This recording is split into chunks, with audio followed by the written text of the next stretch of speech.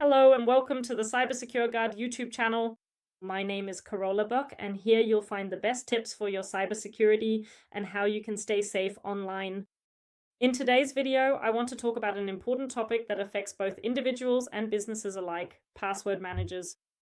Yes, and I know many of you are probably thinking right now, password managers are so secure. We use password managers, yes, zero knowledge architecture. It is definitely better to use a password manager than not to use one at all. That is absolutely correct. Writing down passwords by hand or using sticky notes or keeping a little password notebook like I used to do isn't necessarily bad, but it's pretty impractical if you have complex passwords and always have to type them in on the keyboard.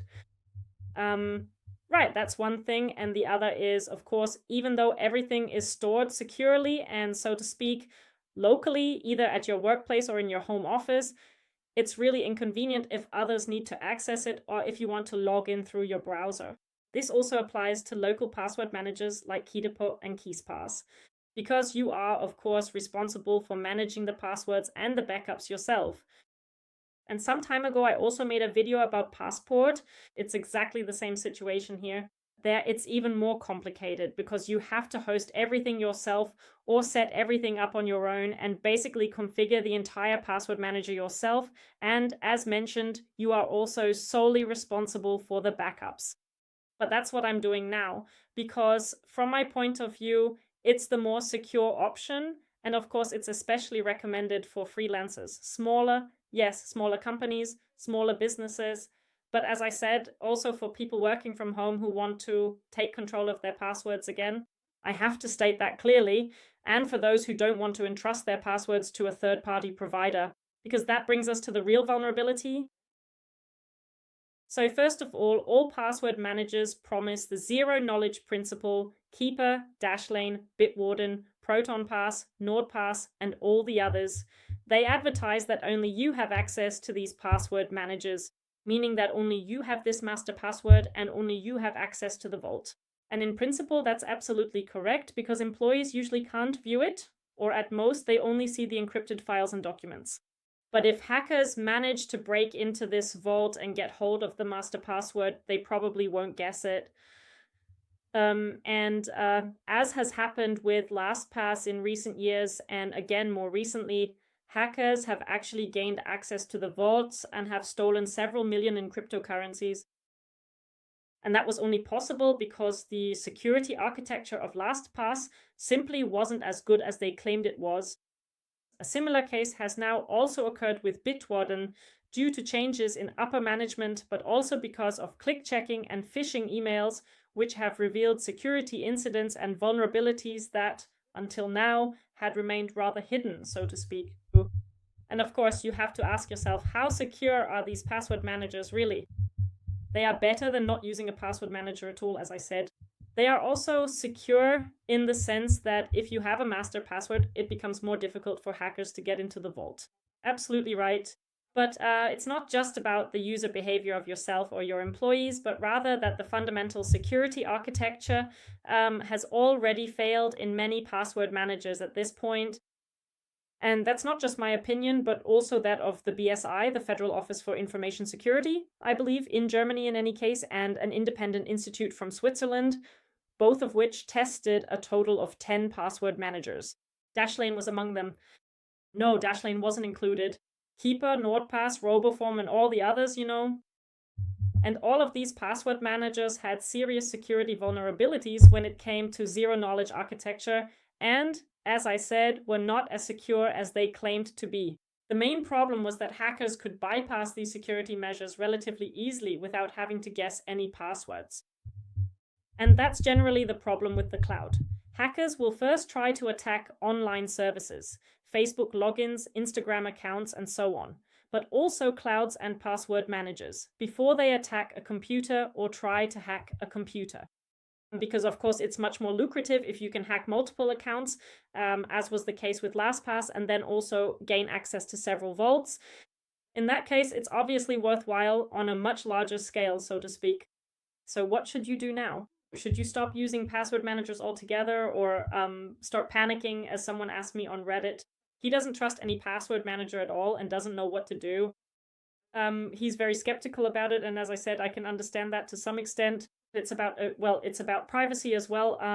That's really where it all starts. I mean, maybe my audience in the US won't care as much about this, but I think in the UK there will definitely be some people interested in the fact that the data is stored in Europe, the General Data Protection Regulation, and yeah, also knowing where my passwords are actually stored. How are they managed? How good is the security architecture of this password manager? Have there perhaps already been cyber attacks in the past, like with LastPass or any other suspicious incidents? And yes, that you generally inform yourself about this password manager and its background, but now I've strayed too far from the topic. So in principle, as I said, it makes sense to use password managers. Most of them also claim to be relatively secure, but in reality, it depends on the company or the individual case. That's why I said earlier, someone who works in a home office can, of course, decide for themselves which password manager they use, whether they do it locally or in the cloud. But if we're talking about a small or medium-sized company with 100 employees, then it gets a bit more difficult to install KeePass on all computers and manage it locally. In this case, it actually makes sense to use a password manager like Keeper in the business or enterprise version. And yes, in that case, you really do have to trust the security architecture of this password manager, but not blindly. Rather, you should train your employees, know what this password manager provides, and understand how to use it securely yourself. And by that, I primarily mean, and this was also one of the issues raised in those tests, a secure master password. That's where it already starts. Many people don't use a secure master password, but just any master password. And the worst part was that these passwords are often, very recently, by the way, generated by AI. So not by Keeper itself, but for example, by ChatGPT. And a lot of people do that and then think, yeah, great, it must be secure because ChatGPT says so in applause. But it's actually not secure because it can be guessed relatively easily. The same goes for passwords you set yourself, generally speaking. Of course, it depends here. Of course, there are also passwords you can set yourself that are very strong, but it's actually better to use the passwords that are often pre-generated. You can, of course, also come up with your own passphrases, but you can also have those generated. From my point of view, this is also one of the biggest advantages of password managers like Keeper. You can make these passphrases quite long, meaning you can decide for yourself how long they should be, even for passwords with uppercase and lowercase letters, and how strong the password should be. And with that, you can also monitor your password security. Another advantage of a password manager is that you can see, okay, our password security is at 70%. We can still improve, we can use even stronger passwords. So it's not fundamentally bad, and especially ProtonPass is based in Switzerland. It has now become a very good password manager with excellent reviews and encrypts all data. And that's also an important point that was missing with LastPass. Not all files and data were encrypted, only a small percentage of them. And ProtonPass states here that it encrypts everything. Really, every single file, every link, every image, everything is encrypted and only you have access to it. And of course, with the fact that it's located in Switzerland, a secure location, home base, whatever you want to call it, it's definitely secure. And yes, that you can trust them because they've had ProtonMail on the market for a long time, as well as Proton VPN. So the whole Proton universe. I've already made a video about it, and in any case, it's a European password manager and cloud storage, as I said, with several tools.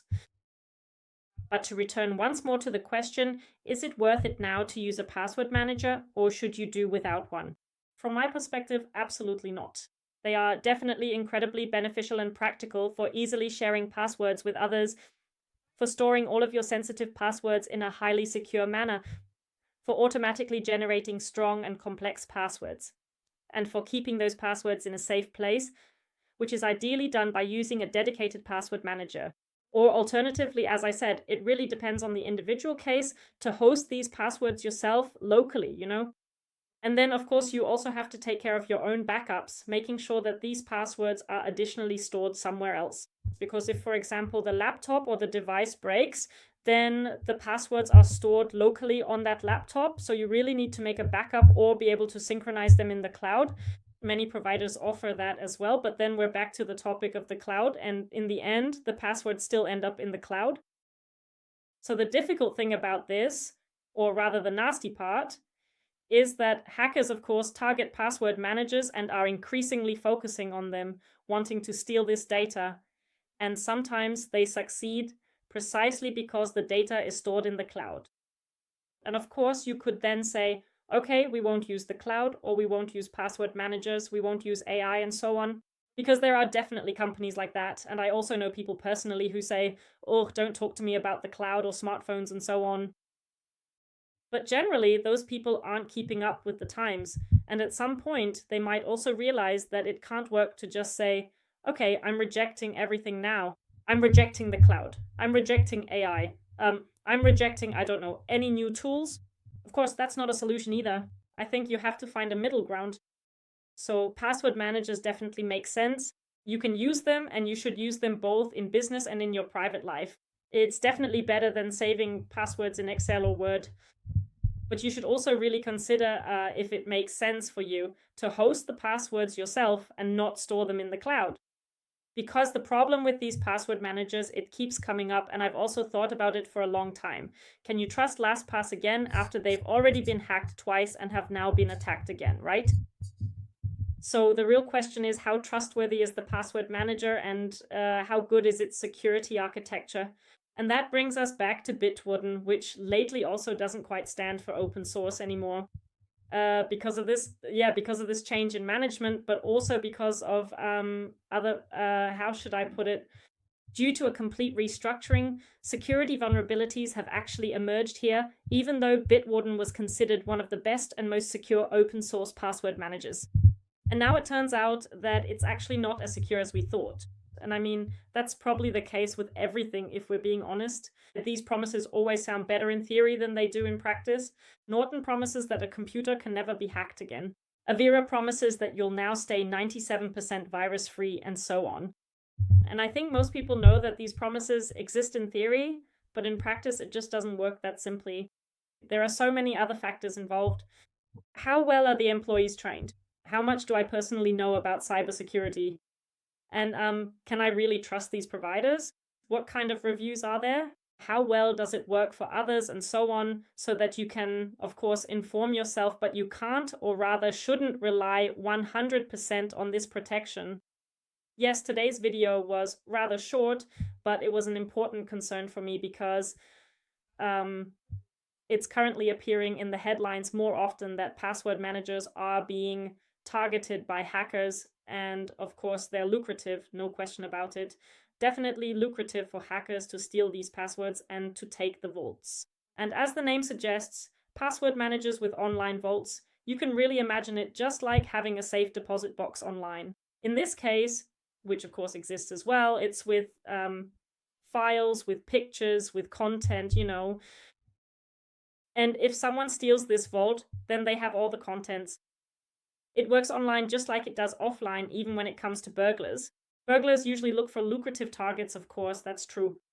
And naturally, they also consider whether it makes sense to break open and steal that vault, you know. But yes, in principle, it really is the case that the cloud is attacked first before local software or local password managers can be targeted. And the simple fact is that the cloud just cannot provide 100%, no 100% guarantee of protection, whether it's about files in the cloud or password managers. And it doesn't matter whether the password manager is in Switzerland, the USA, or anywhere else. These tests really showed that most password managers have these security vulnerabilities. They did respond accordingly and made improvements, releasing patches. Of course, it's also important that providers respond to criticism and improve themselves. No question about it.